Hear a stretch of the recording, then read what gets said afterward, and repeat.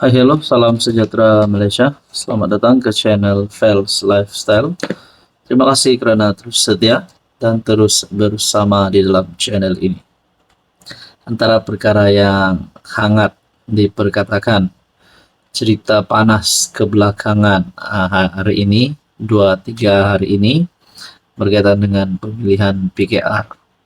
Pada akhirnya, berkaitan dengan ini, saya telah menerima beberapa komen yang sangat panas. Ada komen yang berkata PKR, MP PKR keluar parti. Ada pula komen yang berkata 30% akan keluar PKR. Nah, saudara-saudara, saya tidak tahu dengan pemilihan Nurul Izzah ataupun Rafizi di dalam pertandingan jawatan nombor 2 PKR, yaitu sebagai timbalan presiden PKR, nomor 2 tertinggi bagi parti PKR. Saya tidak pasti kalau sekiranya Rafizi menang ataupun Nurul Izzah menang.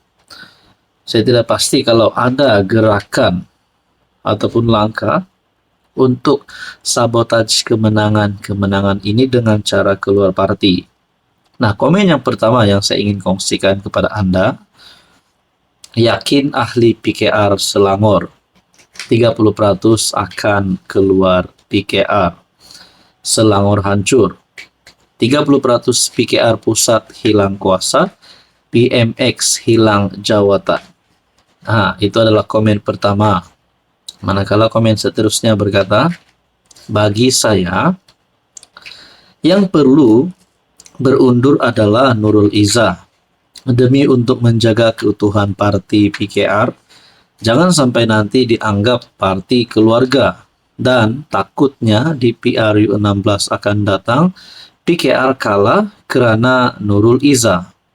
Nah, saudara-saudara, komen yang seterusnya pula berkata, MP PKR keluar.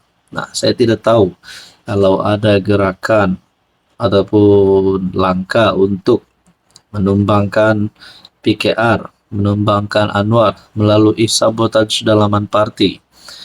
Saya tidak pasti kalau ada ahli-ahli parlimen, wakil-wakil rakyat PKR akan keluar parti kerana sabotaj pertandingan di antara Rafizi dan juga Nurul Izzah. Tapi pada akhirnya, saudara-saudara, kita nantikan saja apa yang akan berlaku.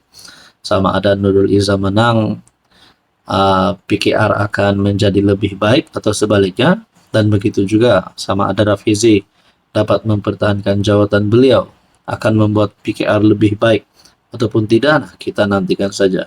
Tapi berkaitan dengan jawatan Rafizi, seperti yang kita tahu, Rafizi Ramli ada mengeluarkan hasrat untuk meletakkan jawatan sekiranya kalah. Nah, saya tidak pasti, tapi ada kenyataan Rafizi mahu meletakkan jawatan sebagai Menteri Ekonomi.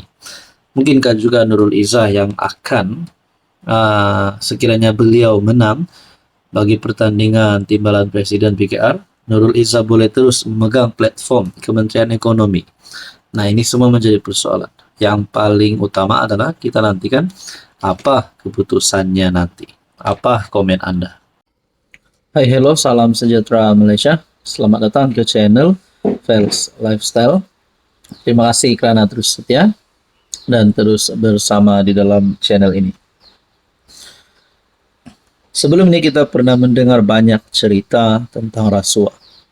Banyak siri rasuah, episod berita berkaitan dengan rasuah. Yang paling mengejutkan melibatkan beberapa pemimpin-pemimpin yang berprofil tinggi, pemimpin politik yang berprofil tinggi. Nah, saudara-saudara, pada akhirnya berkaitan dengan rasuah, siapapun juga yang terlibat dengan rasuah, tak kisahlah menteri kah, bekas menteri kah, bekas Perdana Menteri kah, ahli parlimen kah, bekas ahli parlimen, siapapun juga yang terlibat rasuah mesti dikenakan tindakan undang-undang. Saudara-saudara, ini satu tangkapan mengejutkan. Hari ini bertarikh 14 Mei, artikel daripada FMT. Yesterday, FMT reporters 3 ditahan SPRM berkait permohonan pinjaman lebih RM21 juta. 3 pegawai daripada 2 institusi perbankan di KL ditahan SPRM kerana disyaki terlibat pengubahan wang haram serta rasuah membabitkan permohonan pinjaman lebih RM21 juta.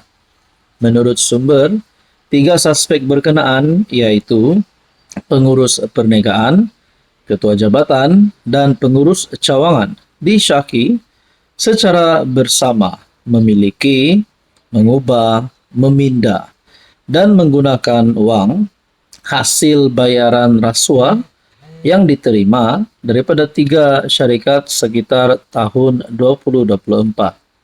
Berdasarkan siasatan awal, suspek berjawatan ketua jabatan itu dipercayai meminta dan menerima wang lebih RM170,000 daripada 3 syarikat yang membuat 5 permohonan pinjaman keseluruhannya berjumlah lebih RM21 juta. Wang rasuah ini sebagai balasan kerana memproses dan meluluskan pinjaman-pinjaman yang dibuat oleh syarikat berkenaan. Nah, saudara-saudara, bagi rakyat Malaysia yang membenci rasuah, yang ingin kerajaan ataupun pihak-pihak berkuasa memerangi rasuah, mereka-mereka ini adalah penjahat, pengkhianat nombor 1 negara. Nah, bagi anda pula, apa pandangan anda? Hello semua, salam sejahtera Malaysia. Selamat datang ke channel Fels Lifestyle. Terima kasih kerana terus setia dan terus bersama di dalam channel ini. Saudara-saudara, tuan-tuan dan puan-puan yang saya amat hormati. Rupanya, antara yang menjadi satu pertanyaan penyokong-penyokong kerajaan dan juga seluruh rakyat Malaysia yang menggemari perkembangan berkaitan politik di Malaysia. Siapa yang akan menang pada pilihan raya umum ke-16 nanti? Rupanya di dalam Pakatan Harapan, isu ataupun persoalan berkaitan dengan krisis sokongan masih banyak perlu dilakukan PH. Menerusi satu artikel berita daripada Malaysia Kini, kelemahan sokongan pengundi Melayu kepada PH seperti didedahkan Rafizi, Timbalan Presiden PKR, dilihat bukanlah sesuatu perkembangan baru. Namun, beberapa penganalisis yang dihubungi Malaysia Kini melihat ia memberi isyarat signifikan betapa gabungan terbabit perlu meneroka ruang lebih berkesan dalam memperkasakan pengaruh mereka sekaligus menangani isu-isu kemerosotan sokongan. Permasalahan itu juga memberi maksud kepada pimpinan yang akan diberi mandat mengisi barisan kepimpinan PKR selepas pemilihan nanti bakal menggalas tanggungjawab di bahu masing-masing. Penganalisis politik Profesor Madya Muhammad Yusri berkata, pendedahan dinyatakan ahli Parlimen Pandan itu juga selari dengan dapatan dan analisis pihaknya sebelum ini. Katanya ia termasuk status peratusan sokongan pengundi PH dalam PRU15 pada 2022 dan pilihan raya negeri di 6 negeri setahun kemudian. Nah, saudara-saudara yang saya amat hormati semua, tuan-tuan dan puan-puan, kalaulah menjelang pilihan raya umum ke-16 sebelum PRU16, let's say lah tiba-tiba PH semakin merosot sokongan Melayunya, pengundi Melayunya, adakah ini boleh menyebabkan kerajaan PHBN akan tumbang ataupun menjadikan sokongan BN terhadap PH kerajaan hari ini akan diputuskan, ataupun mungkin Anwar Ibrahim boleh kalah, PH boleh kalah, beberapa kerusi boleh hilang, beberapa kerusi bagi pilihan raya umum ke-16 nanti. Nah, ini yang menjadi pertanyaan, dan satu perkara yang pasti menjadi yang paling ditakuti oleh penyokong-penyokong PH. Menurut Rafizi, sokongan Melayu terhadap PH berada pada 27% setakat April tahun ini, meningkat sedikit daripada 20% pada Ogos 2020. Muhammad Yusri berkata PH perlu segera memperkasa parti bernuansa Melayu dalam gabungannya seperti Amanah, selain memperkasa hubungan strategik dengan parti berpengaruh Melayu. Contohnya, kata Muhammad Yusri, melalui kerjasama dengan UMNO sekarang, PH juga perlu kekalkan semaksimum mungkin undi teras Melayu sedia ada dengan polisi-polisi ekonomi dan pentadbiran yang mesra Melayu.